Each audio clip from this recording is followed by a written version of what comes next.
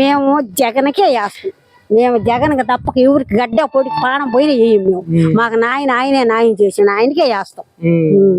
గ్యారెంటీకి జగన్కి. మాకు 4 ఓట్లు ఉన్నాయి, 4 ఓట్లు జగన్కి. మీరు ఎంత దూరం నుంచి వస్తున్నారమ్మా ఇక్కడికి? మేము ఆడ కొత్తగా ఇల్లు గుడిసెలు, ఆ గుడిసెల్లో ఉంచి ఇక్కడికి వస్తాం. కాళ్ళు నొప్పులు పడతాడు వాడు చచ్చినాడని.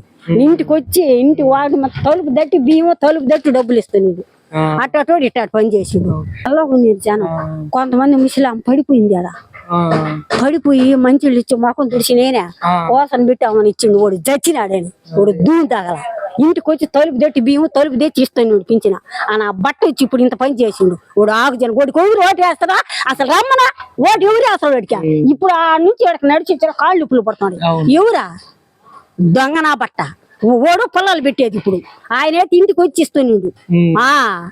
అదేనమ్మా, ఇప్పుడు అందరిలో కూడా ఇదే చైతన్యం కలిగింది. అందరూ కూడా అదే జగన్ కి ఓటేయాలనుకుంటున్నారు. జగన్కే వేస్తాం మేము. ఎవరికి ఓటు జగన్కి 4 ఓట్లు ఉన్నాయి, 4 ఓట్లు జగన్కి వేస్తాం మేము. ఈయనే ఓడికి గడ్డ పొడికి. ఓడి ఎన్ని అగసా ఓడి వచ్చినా కానీ ఓడి చీడు మళ్ళీ 3 బాగా నీళ్ళు తాపుతాడు వాడు. ఓడి కోటేస్తే ఓడి ఎవరో వేయాల్సిందే కానీ వేయు.